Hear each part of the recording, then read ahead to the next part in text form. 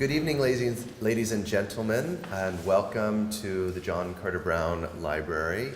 For those of you who have not been here before, my name is Neil Saphir, and I'm the director of the library, and it gives me great pleasure this evening not only to welcome you, but also to welcome our colleagues who are jointly sponsoring this evening's event from the Joukowsky Institute for Archaeology all the way across the main green, right over there.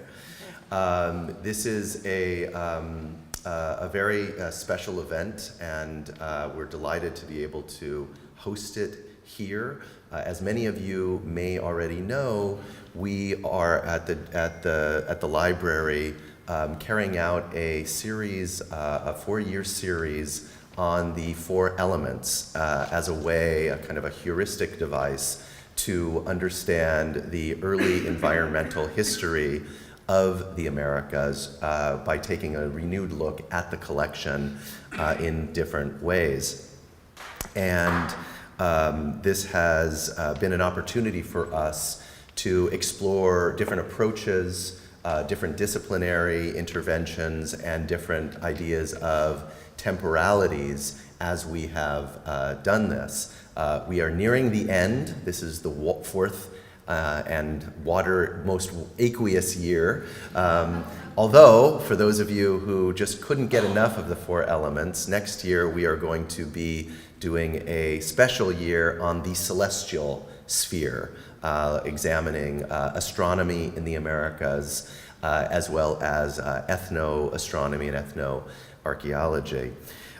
So in thinking about this water year, I was delighted when the idea of inviting Professor David Abulafia was proposed by folks from the Joukowsky Institute, not only because of his focus on water, but precisely because of the fact that he had done so much to challenge the temporalities that we normally use and think about as historians, the periods that we often limit ourselves to.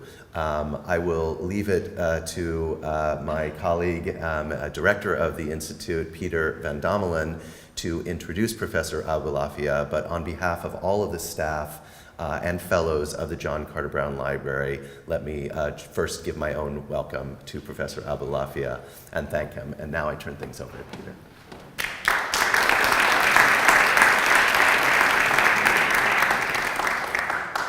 Thank you very much, Neil. Most of all, thank you very much for the hospitality and really the collaboration. It's great that we're able to collaborate across the green on these things. Across the green is also sort of making the bridge, the connection between the old world and the new world. It's a separation that's all too often made, and really sort of the connections between them are manifold, as we will in some ways see tonight as well. But tonight it's my distinct pleasure and honor to introduce Professor David Abulafia. And it would be easy to say, of course, an easy cop-out in many ways. Sort of, he's a well-distinguished scholar, well-known to a long CV, and well-known, of course. But it's precisely that CV that gives me a great opportunity to introduce Professor Abulafia and the topic of the lecture tonight here, making my way really through the multiple dimensions of his distinguished academic biography. Let me start with the formal presentation. Just sort of as bullet pointed, Professor Abulafia is Professor of Mediterranean History at Cambridge University in the UK. He's also the Papathomas Professorial Fellow at one of the colleges of Cambridge, Gonville and Caius. And he's a Fellow of the British Academy and a Fellow of the Academia Europaea. And this sort of would be sufficient to set the stage, really. But what we're interested here tonight is not these details of biography, but really what Professor Abulafia has done as a scholar. And so really what interests us more is the scholarly introduction. He's most usually characterized, or characterizes himself as well on his webpage, as a maritime historian, whereas in earlier parts of his career, he defined himself as an economic historian, since he's been working on economy, trade in the Mediterranean at large, focusing in particular on the islands. And that's, of course, where we're making a connection. Islands, Sicily in particular, the Balearic Islands, but also non-island parts of the Mediterranean, like the Levant, have loomed large in his work. And I might point here a book from 1994, The Catalan Kingdom of Mallorca. But really all this work has led him to write a very large history of the Mediterranean across time, which became really his magnum opus called The Great Sea, and which is literally magnum at over 700 pages. It is subtitled A Human History of the Mediterranean. It appeared in 2011 and was awarded the British Academy Medal in 2013. But it is, however, his interest in islands that has brought Professor Abulafia to our campus here, and that has led to this double introduction that we have here tonight. The immediate reason is the conference already mentioned that will be opened tomorrow by Professor Abulafia in the Joukowsky Institute. The conference is entitled Change and Resilience, and it will explore the main islands of the Mediterranean in late antiquity. The conference is organized by two visiting scholars at the Joukowsky Institute, who come from the University of Barcelona to us, Caterina Mas and Miguel Angel Cao, who are sitting here in the front row, and who both hail from the Mediterranean island of Mallorca themselves. So you see the connections sort of coming together, Mediterranean islands, Mallorca, I referred to that book earlier. And tomorrow then, Professor Abulafia will obviously speak about the Mediterranean. But not so tonight. Tonight, he speaks about where his Mediterranean work has led him in more recent years, where it has taken him beyond the Pillars of Hercules, beyond El Estrecho, as it's more commonly called today, out into the Atlantic, to the archipelagos, the islands that are strung out there, Las Canarias, Las Azores, and Las Cabo Verde. And connected with his work on 15th century Spain, the Queen and King Isabel and Ferdinand, and of course the islands that are there in the Mediterranean and in the Atlantic that play a key role in commercial connections. That is what we will hear about tonight. But the Cabo Verde in particular, an interesting role that it played there, because those islands were, unlike all the others that we've seen, they were, or at least appear to have been, uninhabited when they were discovered. So with no more ado, let's move on to the talk itself. It's my pleasure to pass on the word to Professor Abulafia, who will speak about the far-flung neighbors, the Cape Verde Islands, São Tomé, and the Portuguese settlement of the Eastern Atlantic, 1420 to 1520. Over to you.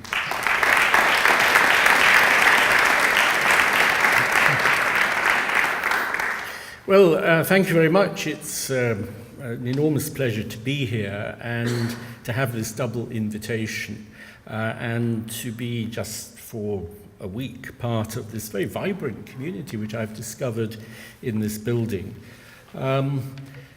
My interest in the Atlantic, which has been expressed actually in one of my books called The Discovery of Mankind, began really with the inhabited islands of the Atlantic, with the Canaries. I'm not going to talk about the Canaries today. I mean, it's a fascinating topic, but it is one of the ways in which the work that I was doing on them, I think, does relate very much to the American concerns of the John Carter Brown Library, because from the moment that Columbus across the Atlantic, from the moment that reports of his voyages began to spread, the description of these islands as Nuevas Canarias began also to spread. It didn't stay, but it's a very interesting concept. And the influence that the discovery of the Guanche and other peoples in Tenerife, Gran Canaria, and so on had on the way that the inhabitants of the Caribbean was seen by Columbus and his contemporaries was enormous.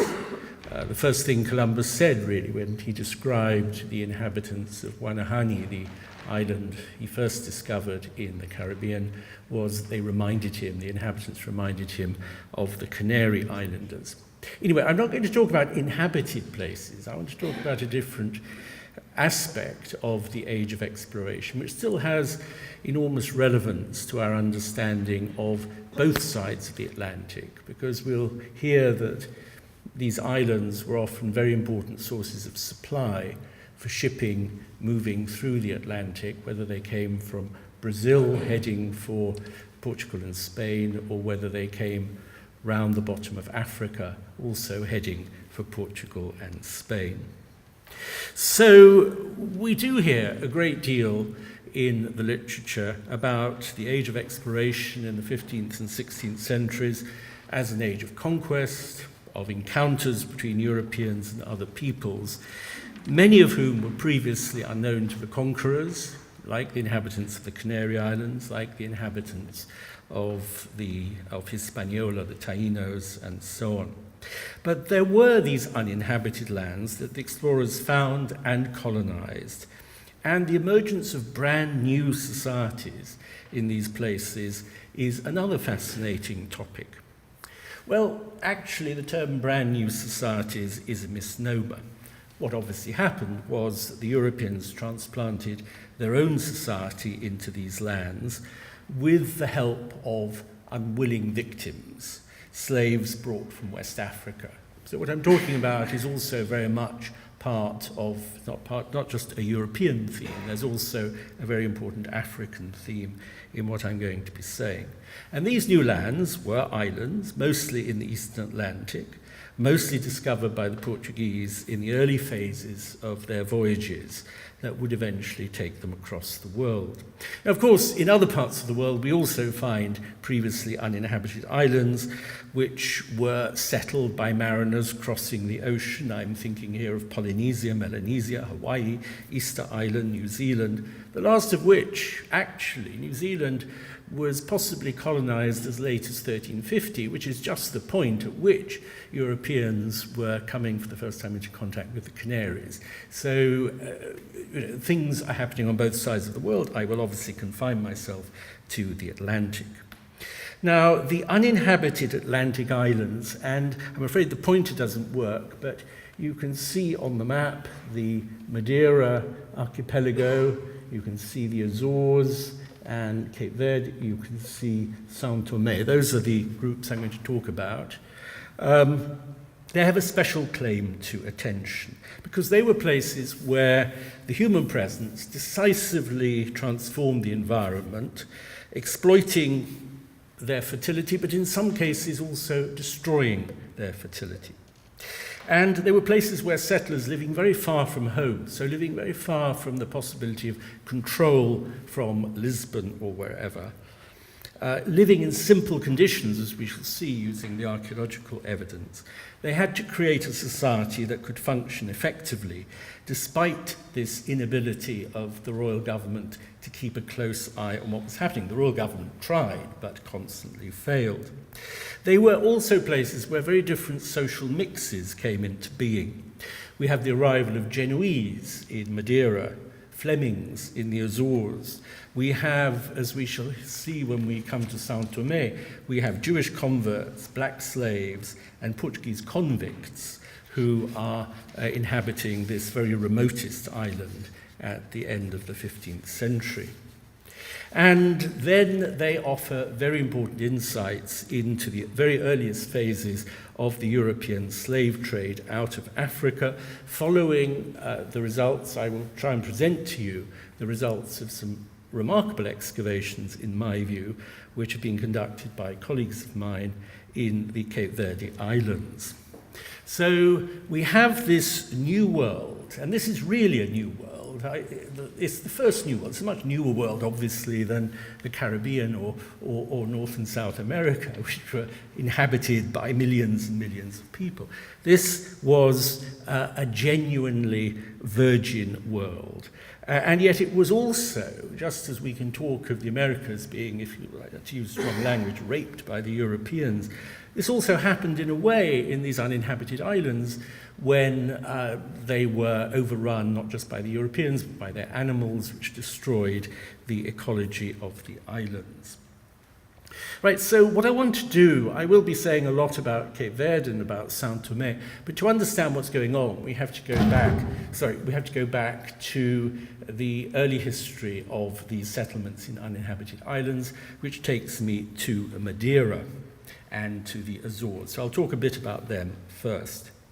And taking all these islands together, geographers have given these islands the common name of Macaronesia, which derives from the Greek term Fortunate Isles, Makaronesoi, which was used in antiquity to describe the Canaries.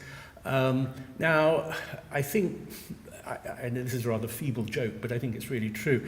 I think some of these geographers decided Macaronesia sounded too much like macaroni, and it's often shortened to Macronesia by analogy with Micronesia in the Pacific. It doesn't really work because Macronesia would imply they were rather large islands. On maps, they're often shown as quite large. Maps from this period, 15th, early 16th century, they're often shown as quite large. The reality, of course, is otherwise. Some historians have preferred to use, I think, a more useful term, French historians, Méditerranée Atlantique, seeing the eastern Atlantic archipelagos as an interconnected world that came to existence as merchants and migrants expanded beyond the familiar waters of the Mediterranean and the eastern Atlantic into open seas that had not been navigated before the 14th century. And this Méditerranée Atlantique definitely also includes the Canaries, parts of the shore of West Africa, which was being opened up by the Portuguese during the 15th century. So, right, the first of the islands to be colonized are the islands in the Madeira archipelago, Madeira itself, and Porto Santo nearby. Now, there's a legend that a pair of storm-tossed, star-crossed English lovers had been swept towards Madeira at some time in the late Middle Ages and were its first settlers and gave their name. One of them is called Machin. He's supposed to have given his name to the town of Machico in Madeira. I think we can ignore that because when the Portuguese arrived in around 1420, the islands were uninhabited. The Portuguese who arrived, João Gonçalves Zarco, famous for having only one eye, and his colleague Tristan Vaz. So they explored the islands as on behalf of Prince Henry, the son of the Portuguese king, Henry the Navigator, as he's often known, who was just beginning to send out caravels under the banner of the Crusading Order of Christ, of which he was the governor. And this was part of one of his great obsessions, which was the idea of attacking Islam from its western flank. So just looking at the map, thinking about Morocco, which was a great obsession of the Portuguese generally, thinking of a way into Morocco by establishing bases out into the Atlantic. The smaller island, Porto Santo, close to Madeira, was placed under the authority of another sea captain named Perestrello. Now, Perestrello was not Portuguese. He was, like a large number of the people we'll be dealing with actually, he was Italian. He came from Piacenza, minor nobility. He'd settled in Portugal. And later Christopher Columbus was going to marry into his family and quite possibly gain knowledge of Atlantic waters by studying documents and maps that the family had kept to itself. I mean, it depends a little bit on whether you believe that the Portuguese knew a lot more about the Atlantic before 1492 than they were prepared to admit, which is another story for another lecture. Well, the islands were known to Italian and Catalan navigators in the 14th century. In the Portolan charts, these very beautiful maps which were being produced in places like Mallorca and the Italian maritime cities, the Madeira appears as the island of, well, in the Italian maps, legname, wood, which is, of course, exactly the meaning of the Portuguese word Madeira.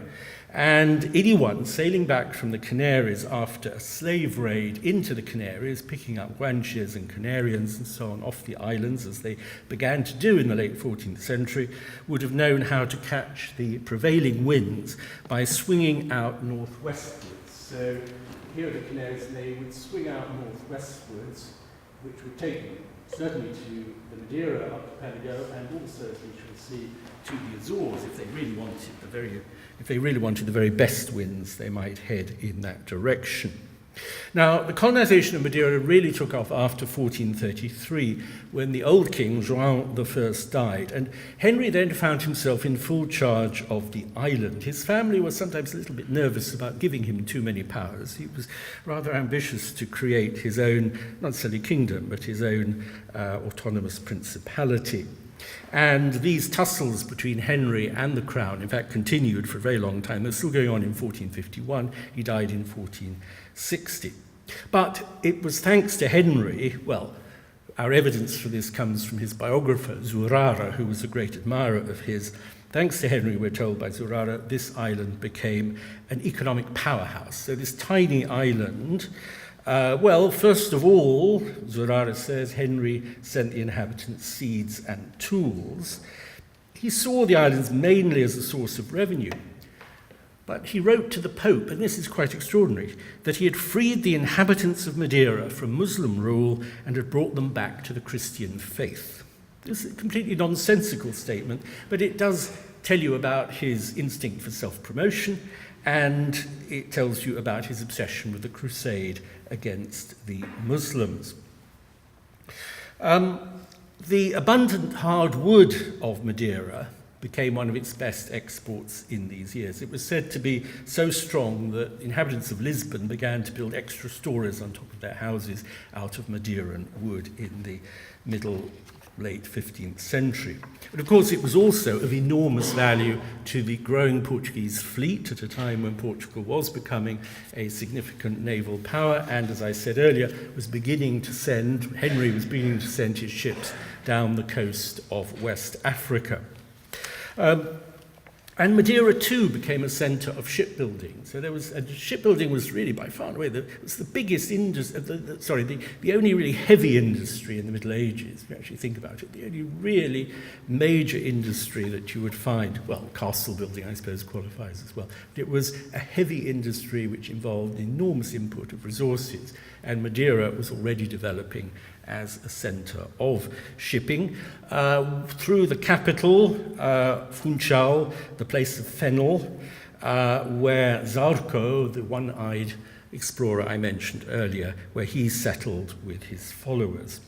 Now, the fertile soil of this island, which had risen out of the sea millions of years or whatever before, and had been completely untended all that time, the fertility was phenomenal. I mean, the yield from wheat is just astonishing, at least in the very early stages. And with a tiny population, in 1450, there were only 150 households, according to Zurara, if he's right.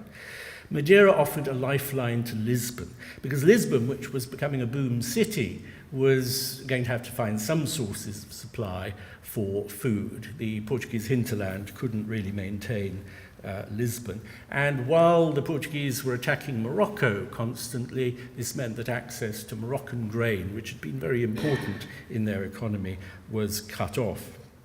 Prince Henry had I'll be saying a little bit more about him, a Venetian captain in his service, Alvise da Cadamosto, otherwise just known as Cadamosto, and he said that in 1455 Madeira produced 68,000 bushels of wheat each year, anyway, a great deal of wheat.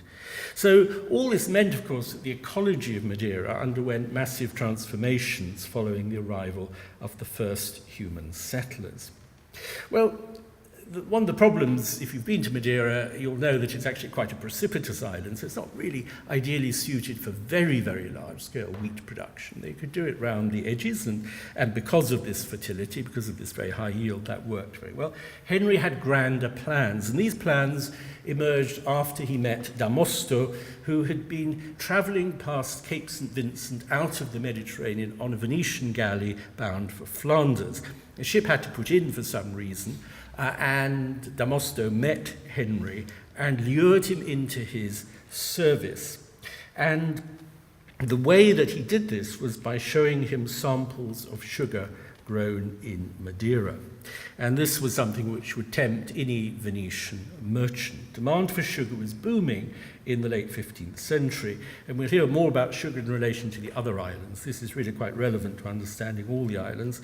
Just as sugar from the eastern Mediterranean, supplies were becoming more difficult to obtain following the Turkish advances, which culminated in the capture of Constantinople in 1453. At the same time, princely courts in Western Europe, Northern Europe, were enthusiastic consumers of luxury foodstuffs, including crystallized fruits, little caskets containing blocks of sugar, that sort of thing. Now, Sicily, Valencia, Muslim Granada were among the great sugar centres of the Mediterranean, and actually also parts of southern Portugal. So it's the general consensus has tended to be that the sugar stocks, which gave rise to the Madeiran sugar industry, were obtained from Sicily, but they could have been obtained from southern Portugal, where there were Genoese settlers who were producing sugar. Anyway, wherever the sugar stocks actually came from, to produce sugar in the subtropical climate of Madeira was an inspired idea, because Madeira was superbly equipped for it. It had vast amounts of wood, as I've said, and wood is vital in sugar production because you have to boil the cane, you keep boiling it down and down and down. And you also need, obviously, for boiling it, you need lots of water, and lots of water running down off the steep hills.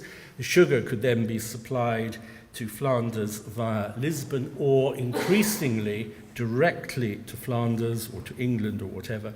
Many of the splendid Flemish paintings in the Museum of Sacred Art in Funchal were acquired as payment for sugar by Madeiran merchants in the early 16th century.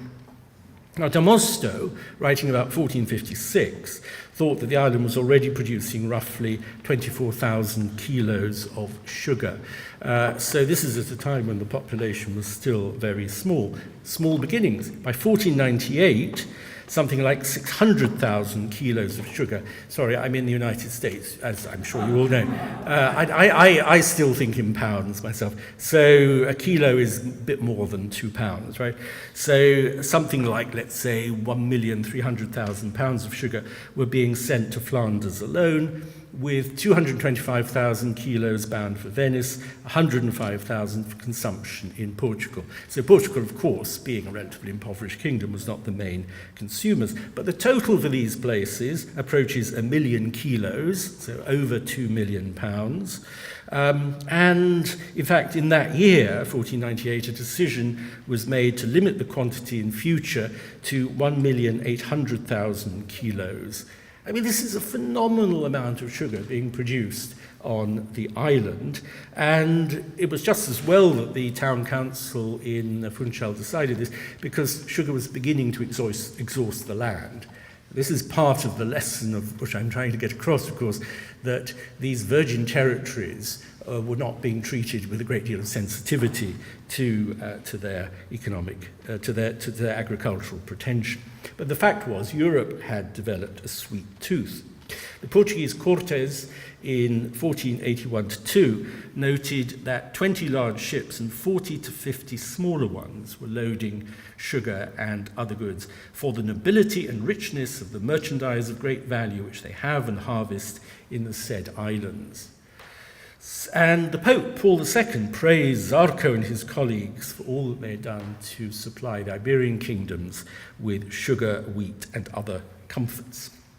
Right, so there was this challenge of administering these islands from Lisbon, and Henry's representatives, Zarco, Vaz, Perestrello, were able to operate local courts. There was an arrangement by which they got 1/10 of the revenues from their lands, passing 9/10 to, well, not to Henry himself, but to the Order of Christ, to the crusading order which he was governor of, and that 1/10 might not sound a very generous arrangement, but given the enormous quantities of sugar that were being exported, it really was not such a bad deal for them.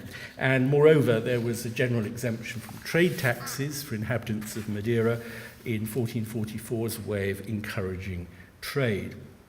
So by the end of the 15th century, Madeira was attracting settlers from Portugal, Genoa, Tuscany, Flanders, Germany, and so on. And the Genoese brought a great deal of capital and enterprise, including Christopher Columbus, I've mentioned him already, who visited the archipelago in 1478.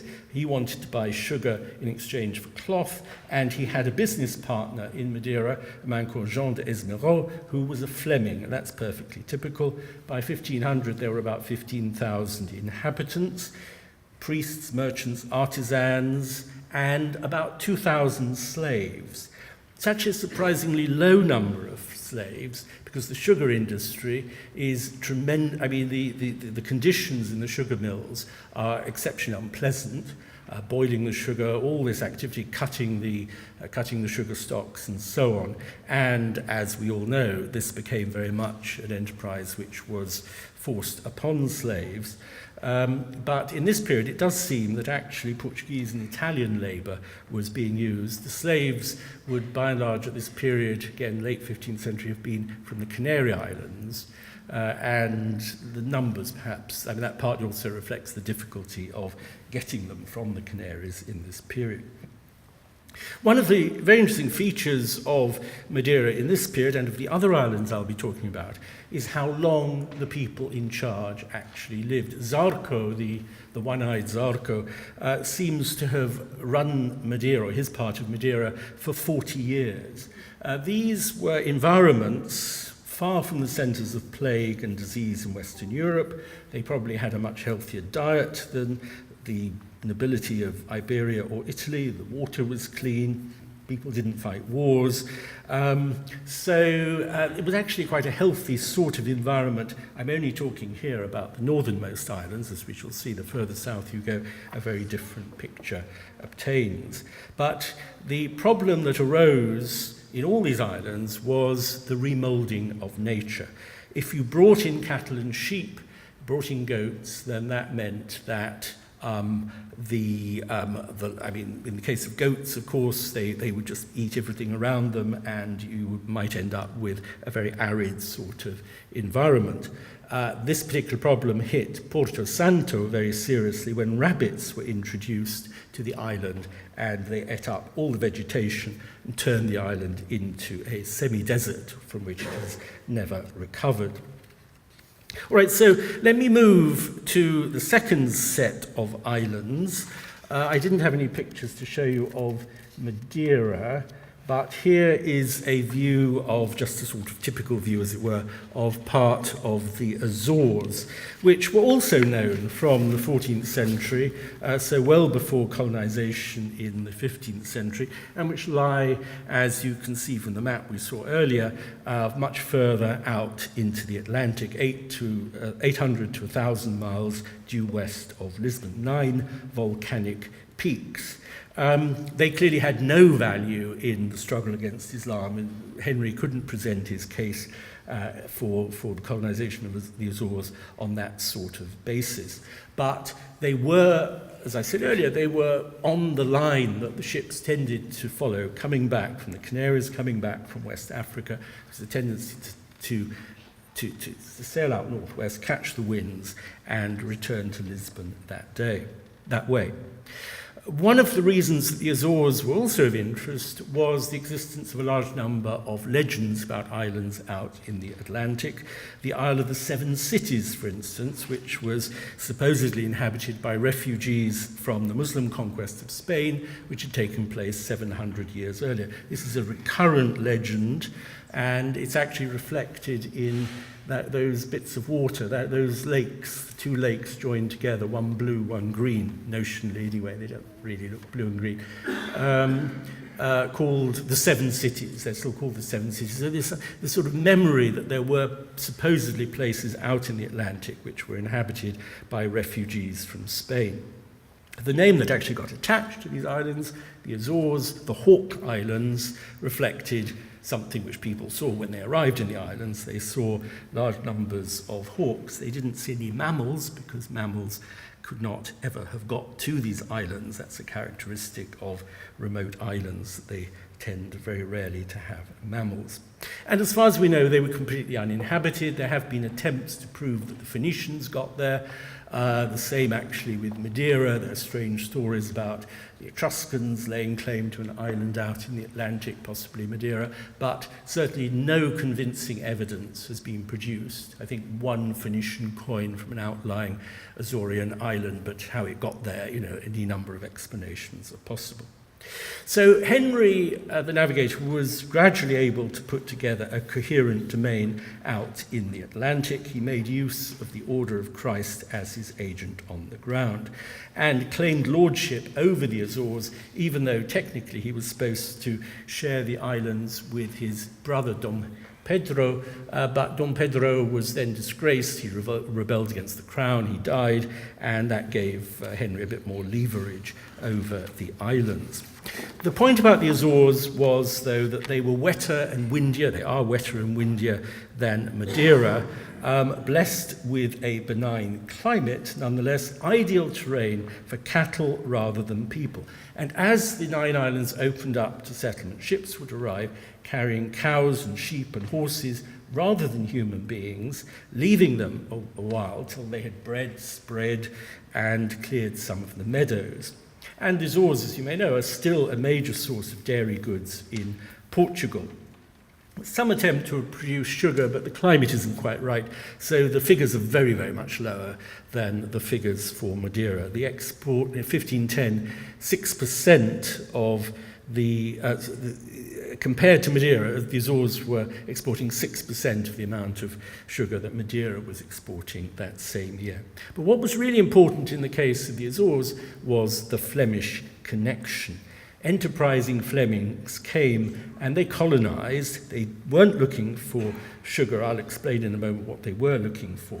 Let's look, for instance, at the third island to be colonized, which is generally known as Terceira, which just means third island. And here James of Bruges established a dominion around a little beach called Praia da Vitória in the northeast. And he built this elegant church with its Gothic gateway and some vaulted side chapels out of materials which had been brought all the way from Europe. The practice was to sort of prefabricate, to make, to build this back in Lisbon or wherever, take it to bits and send it out and reconstruct it. And we'll be coming back to this theme when we get to the Cape Verde Islands. Henry sent James a charter urging him to settle the island. He said, which had never before been settled by anyone in the world, true enough. He was supposed to settle it with good Catholics, so no Muslims or Jews. And in the wake of this, a great many Flemings arrived, so much so that they were often called the Flemish Islands rather than the Azores.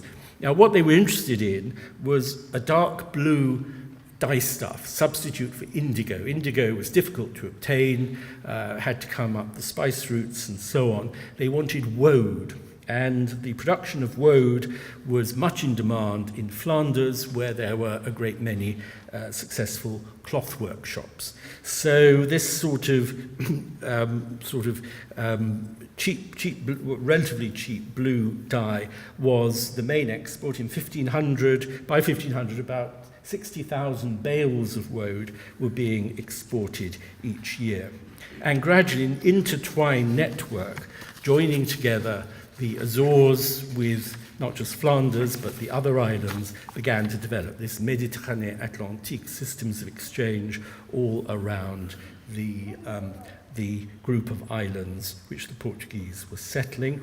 By the 16th century, with the discovery of America, the Azores became the strategic center of a network of trade routes, ships coming up from South America following the discovery of Brazil in 1500, ships coming around the Cape from India. They would gather at Angra, the capital of Terceira, and then they would proceed in convoy to Portugal, partly to avoid pirate attacks by people like Sir Francis Drake or whatever, the English and others who were trying to interfere with this traffic.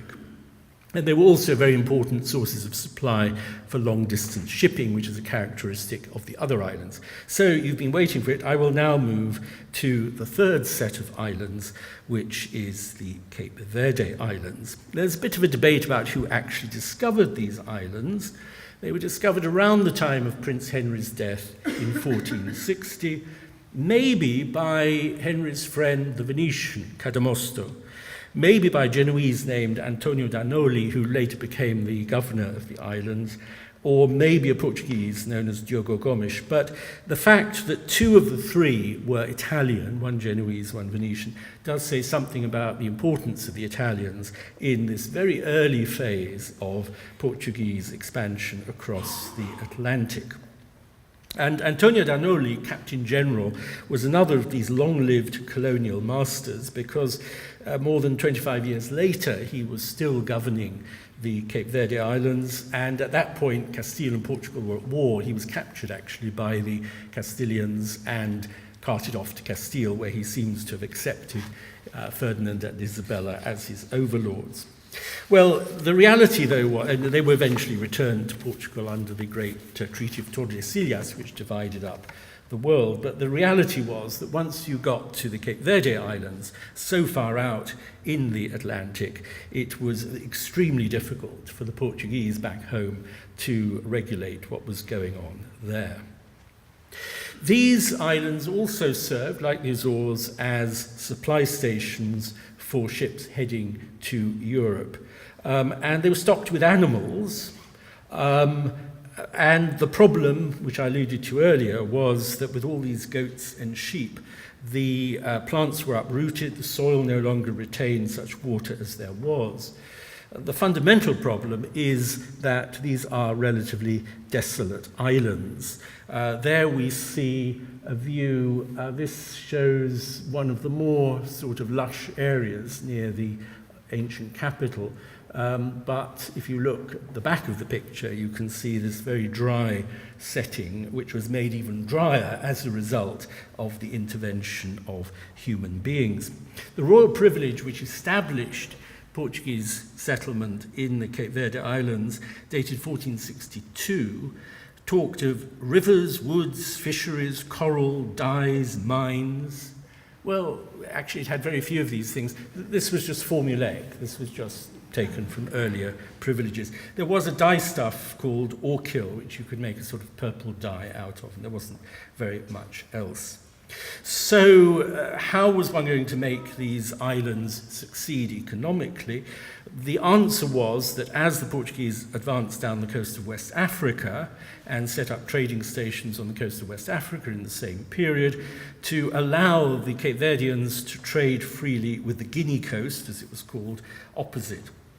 And this meant actually that slave trading and raiding became very much the speciality. There was also salt, which could be obtained on the island of Sal, but nobody actually wanted to go there. It was uninhabited for a very long time. There was a leper colony, which gives some idea of how the islands were seen back in Portugal, to send off the lepers to this remote corner of the world. One result of the insistence that the Cape Verdeans should try to make ends meet by trading with the Guinea coast was that they began to develop their own cotton cloth production. They began to meet the, sorry, I'll just find the right image. They began to meet the demand for cloth in West Africa for this sort of striped cloth, which is still produced actually in Cape Verde. So this is from the museum in the capital, Praia, just an exhibition of modern examples of striped cloth. This was basically the money, if you like, that they used to obtain pretty basic things, foodstuffs and so on, from West Africa. Horse breeding was another speciality. The African rulers in West Africa, a lot of them had quite substantial mounted cavalry, and so they were very interested in obtaining Portuguese horses, and that could be quite profitable.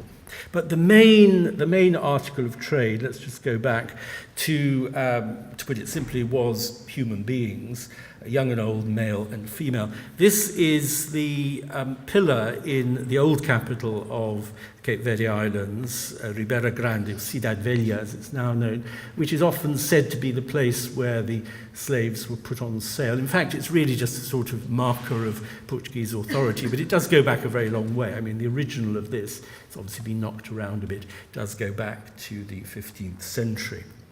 Portuguese merchants were present in West Africa and were collaborating both with the African kings who were selling them their war captives and also with the Portuguese merchants based in Cape Verde itself. But the great advantage of Cape Verde was that the Portuguese were able to live under their own rule in the islands, whereas if you lived on the coast of West Africa, you constantly had to do deals with local kings. The Portuguese did not seek to establish large territorial domains on the coast of Africa. What they wanted was trading stations. And Cape Verde was beautifully positioned, really, to act as a channel of communication, linking Portuguese world to the north to West Africa.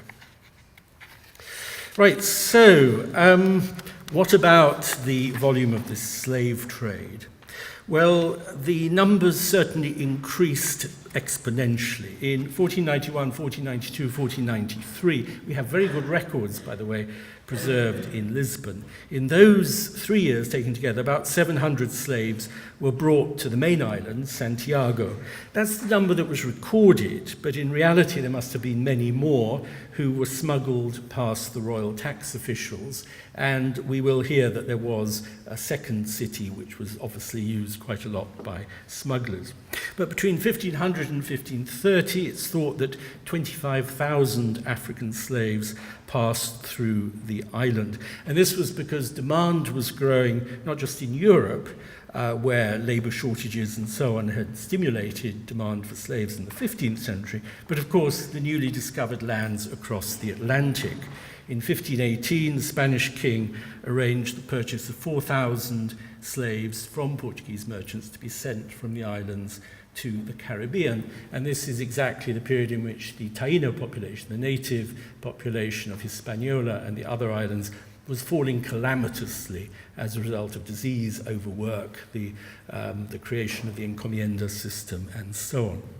Now, most of the population lived on the main island. Most of the European and slave population lived on the main island, and the capital, as I said, called Ribeira Grande, which took advantage of the fact that there was this river which provided an unusually lush environment. There the Portuguese built stone houses, which have now vanished, and churches, beginning with Nossa Senhora de Conceição, which is what you actually see in this image. It may not look a very exciting image, though I should point out that Ribeira Grande is now a UNESCO World Heritage Site for good reason. This is the site of the oldest Portuguese church in the tropics, the oldest colonial building in the tropics, probably erected soon after 1460. And it was excavated by a team of archaeologists from Cambridge University. They're still working on the site and on other sites in the islands. And as we'll hear, they discovered some very interesting things underneath the floor of the church. All we have there is the foundations, but near it is another church called Nossa Senhora do Rosário, and this was built in the 1490s, very close by, reputedly visited both by Columbus and Vasco da Gama when they passed through the Cape Verde Islands, in Columbus's case in 1498. Now, most of that church has been remodeled, but there is a side chapel, and if you look at the vaulting of the side chapel, it reminds one very much, it seems to me, of the vaulting of the side chapel I showed you just a moment ago in the Azores, in James of Bruges' church there. This is slightly more elaborate, but again, sent out in bits and reassembled when it reached the Cape Verde Islands. The number of inhabitants to start off with was very small. In 1513, 58 Portuguese citizens or vizinhos, 56 visitors or foreign settlers, so fairly evenly balanced, 16 free African males, 10 free African women, 15 ecclesiastics, but the largest proportion of the population, by far uncountable, was the slaves. The foreigners included Genoese, Catalans, Flemings, even a Russian. The town council saw the slaves as the foundation of the island's prosperity. In 1512, the town council stated that merchants from Castile, Portugal, and the Canary Islands would not come to the Cape Verde Islands if they were not able to purchase enslaved Africans. And ships were putting in there and at a rival settlement where, as I said, there was a lot of smuggling, called Alcatrazes, which the very location of which was lost. And again, the team from Cambridge, they've actually managed to find the site of Alcatrazes. They found this baptismal font, which, as you can see, they've dumped sort of children's bits and pieces on top of it, but it's in the museum in Praia, in the modern capital of Santiago. And again, this is the sort of item which would be made in Portugal and sent out ready to be installed. Now, archaeology has come to our help in a particular way by giving us some idea of the scale of the slave population, because if we go back to the church exposed found by the Cambridge team, they think that underneath that, and also a comparable church in Alcatrazes, there are 1,000 skeletons.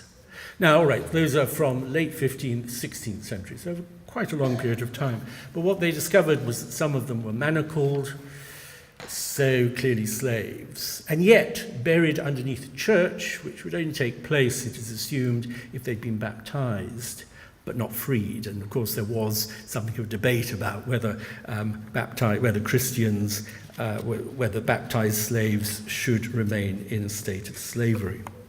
So it does look as if there was a substantial slave population which didn't survive to be taken across the Atlantic to the New World. Some of them, of course, retained on the island to try and sort of get its economy up and running, the cotton industry and things like that. But the life that one led on this island was far from luxurious. This is an image which was provided to me by the archaeologists, just some samples of the sorts of fragments of pottery that they found, some of them Italian, some of them Spanish. There are, though not in this image, examples of African pottery and even tiny bits of Chinese pottery. That would come a bit later in the 16th century. So just about everything had to be brought across from the rest of the world. From Portugal in particular. We have the inventory of a ship called the Madanela Cancina. It was actually a Spanish ship, but it was allowed to trade with the islands in 1512, and it arrived on the islands carrying, it's an extraordinary list of objects: linen cloth, dark green Castilian cloth, Flemish cloth, figs, flour, wine, biscuit, raisins, almonds, cheeses, saffron, wheat, olive oil, beans, soap, shoes, tablecloths, bowls, brooms. There's a lot more as well. And on the way back, it took a much simpler sort of cargo, 139 slaves and hides. So the animals which had been settled on the islands were, some of them being slaughtered to provide leather. So that is the sort of life that one led, dependent very much on supplies from the mainland. According to one of the archaeologists, Marie-Louise Sørensen, she says all of this was an attempt to give a sense of the attempt to maintain a similarity in daily life routines to the life they would have lived in Portugal or wherever they came from. Now let me turn finally to the last island, not really an island group, but, well, it is an island group in a way, but I've been talking about São Tomé. There's no reason to doubt the misery of the African slaves who either languished in Cape Verde Islands or were sent on to Portugal or to the Americas or whatever. But as Portuguese expeditions reached further south and east, they made contact with local rulers who sold them slaves from the Gulf of Benin. I think this is quite a helpful map showing you where these places are. And then further south, the areas known as Congo and Angola. Angola rather to the north of what we now think of as Angola. And once again, the Portuguese made use of uninhabited islands as a collection point for slaves. But they also had to work out how they could capitalize on the resources of these fresh territories. So in 1472, the Portuguese arrived at the island of São Tomé, which lies pretty well on the equator. This was by far and away the furthest settlement of the Portuguese in the 1480s, and it became the major collection point for thousands of slaves being brought from Ghana and then being transmitted through the growing slave network towards the Americas and elsewhere. Now, it took some years for the Portuguese crown to express much interest in São Tomé. Its thick tropical forest left them wondering what they could really do with the island. Here's a map of the island which gives some sense of the fact that it has this sort of mountainous interior. But its usefulness became obvious as the slave trade took off in the 1480s. At the end of the 15th century, they decided that they could probably use part of its slave population to develop a sugar industry on the island. Labour was cheap, free almost, unfortunately, because these poor slaves. And as we'll see, they also brought in Jewish children from Portugal who were possibly, enslaved up to a point, certainly. Suitable food was hard to find. It wasn't an easy existence at all. São Tomé offered its inhabitants little beyond palm oil and yams, and you can't quite live just off that. But they began to develop quite an intensive trade with the coast of Africa, and they brought in domestic animals, figs, citrus trees, plantains, sweet potatoes, things from the Americas after the discovery of the Americas. Now, sugar came to dominate the economy of the island, and one item which was essential for sugar manufacture was very plentiful. That was water. São Tomé has high rainfall, also plenty of wood for burning, so it looked like, in a sense, another Madeira. But water was also part of the problem. Madeira is a much more temperate sort of climate. Here you're in a tropical climate and the water did not evaporate. It became actually very difficult to produce the sort of dry sugar which was needed for export. So what the São Toméans put on sale was far inferior to the highly prized sugar of Madeira. But it actually, particularly as the Madeirans began to restrict their exports, as I said earlier, and as international demand for sugar continued to boom and boom, São Tomé became the major producer of sugar in the Portuguese world. It's been described by one historian as the worst sugar in the world. Often contained live insects, which when you chipped open your block of sugar in Portugal, you would find these things crawling around. That wasn't the worst problem, really, because the labour force suffered terribly from malaria and unhealthy conditions. Portuguese didn't know how to deal with living in equatorial conditions. For instance, you find that Portuguese ecclesiastics, they would appoint bishops and priests and so on, who would just refuse, they just never quite get on the boat in Lisbon. They'd somehow managed to avoid going out there because it really does look as if half of those who came to São Tomé around 1500 died within a few months of their arrival from disease and other factors. We know quite a bit about the size of the population because there was a German geographer and printer based in Portugal called Valentim Fernandes, and he talks of a population of 1,000 free people and then 2,000 slaves, and then slaves working on the island, but then on top of that 6,000 slaves destined for export. So as in Cape Verde, the great majority of the population would have been slaves, but there was also a free black population which emerged and who tended to intermarry with the white Portuguese settlers. So you end up with this sort of mixed race population very early on. The islands as a whole, and particularly São Tomé, were considered suitable places of exile for people convicted of crimes in Portugal, the so-called degredados.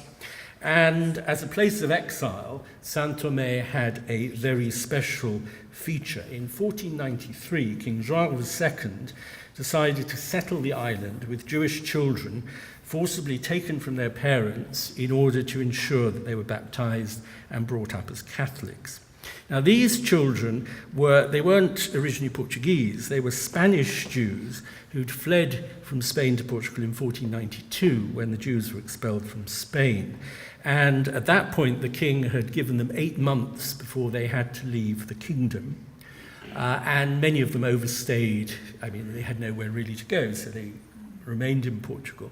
So those were the children, it was the Spanish Jewish children who were sent off to the island. This was going to culminate later on in 1497 in the mass conversion of all Portuguese Jews still living within Portugal. Anyway, a court chronicler, a Christian court chronicler, wrote of these events. He said, "The king gave to Álvaro da Caminha the captaincy of the island of São Tomé by right and inheritance, and as for the Castilian Jews who had not left his kingdom within the assigned date, he ordered that, according to the condition upon their entry, all the boys and young men and girls of the Jews be taken into captivity. After having them all turned into Christians, he sent them to the said island with Álvaro de Caminha, so that by being secluded, they would have reasons for being better Christians, and the king would have a way for the island to be better populated, which as a result grew rapidly." Well, there's some disagreement in all the sources. There's disagreement about whether the island did grow rapidly, and there's disagreement about the numbers. Valentin Fernandes thought that there were 2,000 children. We have a Jewish author saying there were 800. There's an enormous variation in estimates. We have stories. There's a Portuguese Jewish writer, Samuel Uschke, who says of the children, almost all was swallowed up by the huge lizards on the island, by crocodiles, and the remainder who escaped these reptiles wasted away from hunger and abandonment. And Fernandes said that only 600 were still alive in 1510. So these very difficult conditions and the demand that they work in the sugar industry undoubtedly killed a lot of these children, some of whom were only about 2 years old when they were sent out. Whether they even survived the voyage, I suppose, is a moot point. Later on in the 16th century, Portuguese New Christians, that is to say, Portuguese who'd been forcibly converted in 1497, were of Jewish descent, they did begin to settle in São Tomé, and they merged with the local population, marrying again into the free black population and so on. And some people have assumed that these so-called Jews who appear by about 1600 are descendants of the children of 1493. I don't think so at all. I think this is a separate wave of immigration. But members of the Jewish connection survived. In the late 17th century, a bishop of São Tomé, one who actually did go out there, and he had not been there very long, and he was living in his bishop's palace, which was a very simple sort of residence. And he complained that within a few nights of arriving, he was awoken by a Jewish procession in which a golden calf was being carried along the street underneath the windows of his palace. Well, his knowledge of Judaism or of the biblical story of the golden calf was obviously very limited. It gives you some idea of the quality of the churchmen who were being sent out there. But anyway, the fundamental point was that São Tomé did, by the end of the 16th century, it turned into something of a success story from the perspective of the Portuguese merchants, but in a very horrible way because of its involvement with the slave trade, with quite active little boats going back and forth all the time to West Africa, trading with the West African kingdoms. Well, I've probably used up all the time that I was allowed and more, so I think the time has come really to try, if it's at all possible, to draw together some of the things I have been saying. And the Portuguese were beginning to see that the Atlantic, this sort of island-studded ocean, had its uses. And it's not for nothing that on the maps, as I said earlier, we often find that the portrayal of all these islands is greatly inflated so that they're made into substantial territories rather than just dots on the map. It wasn't, as I said, part of their aim to conquer large tracts of West Africa. What they wanted to do was to set up trading stations and therefore concentrating their settlement on uninhabited islands made a lot of sense. No competition from local rulers. All that sort of problem was avoided. And again, the advantage of the uninhabited islands was they could observe what had happened in the Canary Islands, where the Spaniards had to really fight for a very, very long time to achieve victory. They only gained control of Gran Canaria in 1483 and Tenerife not until 1496. So, they avoided getting trapped in that sort of position where they were fighting against the native population for control of the islands. But in the Virgin Islands settled by the Portuguese, there were other challenges, particularly in the tropics. Conditions in the Cape Verdes and in São Tomé made agriculture difficult, or there was very, very heavy mortality, even if sugar production boomed in São Tomé. Over time, though, using these islands as sources of supply for Portuguese fleets, places for the resupply of the ships coming out of the southern Atlantic and the Indian Ocean, really, sort of, as it were, from the Portuguese perspective, validated the conquest of these islands. And it was something which remained a very important feature of these islands right up to modern times. The Azores, of course, during the Second World War were an American air base, very important in the struggle against the Axis powers. And if you look at the Cape Verde Islands, Mindelo, on one of the lesser islands, was the great coaling station with the coming of steamships in the 19th century. Millions of tons of coal were passed through this island. The ships, again, they would converge on Mindelo, restock with coal, and then go on their way to wherever they were heading. So they may look like dots on the map, but their importance was out of all proportion to their size. Thank you very much.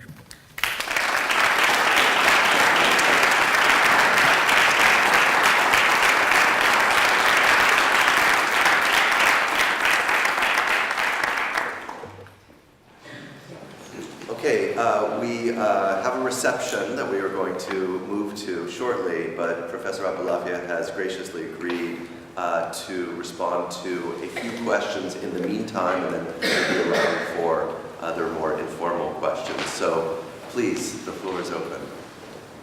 Professor, good evening. Officially, the Cape Verde Islands were founded by Portuguese in 1560. They are, according to history, the Arabics have been in the islands in 1300, something like that. They've been to the island, particularly the island of Sal, which they named Lana in plain, because Sal looks like it's very, very flat. Can you expand on that? Do you know anything about? Well, yeah, I don't really. I mean, this is one of the very problematic areas. The argument that others had got to know these islands, and you can sometimes find, for instance, people looking at some of the Arabic geographers during the Middle Ages who do talk about islands out in the Atlantic, but the general consensus is that probably what they're talking about are the Canary Islands, because they're talking about inhabited islands. There's Idrisi from 12th century Sicily who wrote in Arabic, and he talked about attempts to conquer islands somewhere out there.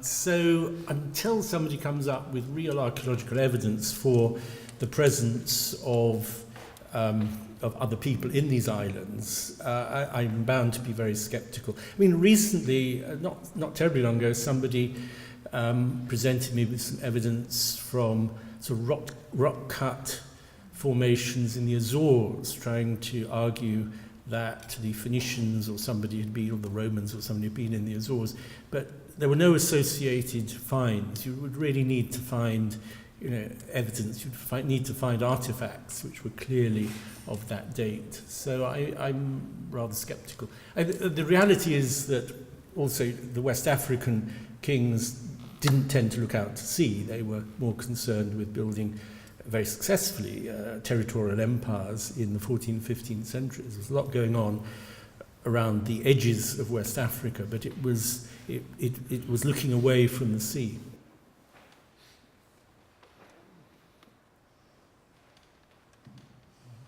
I'll start there and then. Yeah. You had mentioned that in, I think, two of the earliest settlements in Cape Verde, there was a non-enslaved black population. I would like to hear if you have much more information about those.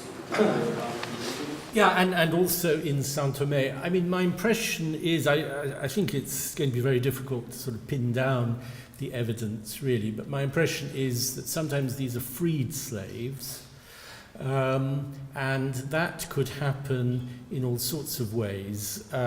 They might, I mean, if one's talking about the women, for instance, they might have been brought over and then married Portuguese settlers and been freed in that way. And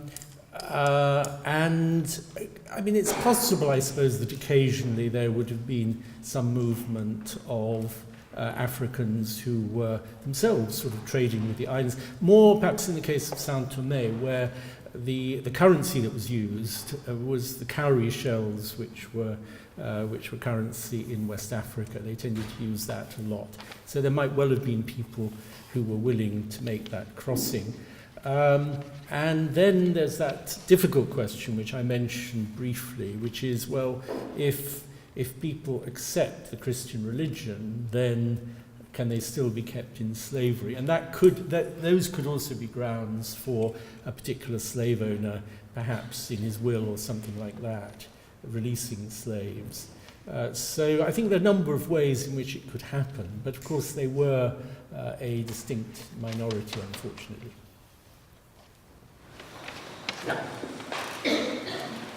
You very briefly mentioned smuggling, and I'm not an expert on this part of the world at all, but it looks to me like if you're on a major trade route, piracy would be a very tempting way to add to your income. And I just wondered if you could say more about what the records show or don't show about illicit activities.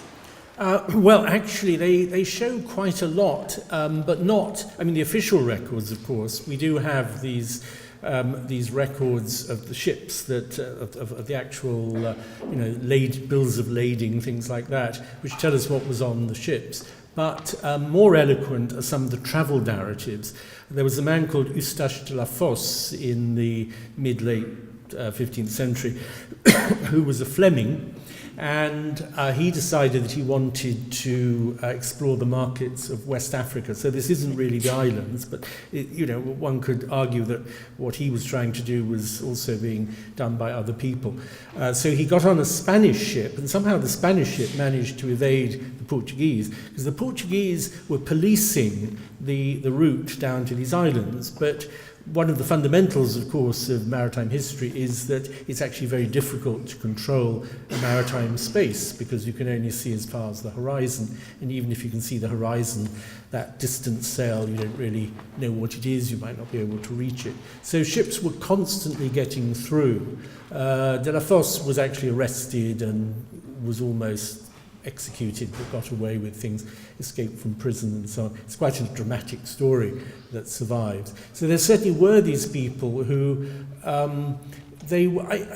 pirates sometimes, yes, indeed, raiding other people's ships, but what you tend to see are these interlopers, and the interlopers, of course, wouldn't have presented themselves in Ribeira Grande in Cape Verde to the Portuguese officials. They might have gone to this other place, Alcatrazes. That's probably where they could get away with it.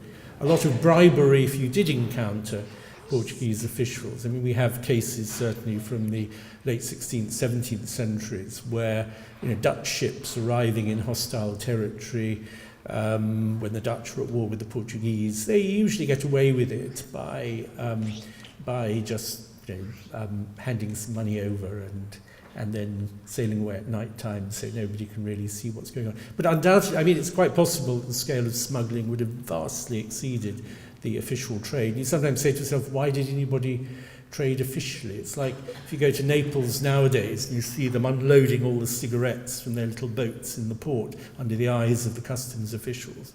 Well, why does anybody? Well, I mean, it's obviously a problem. It's that sort of problem.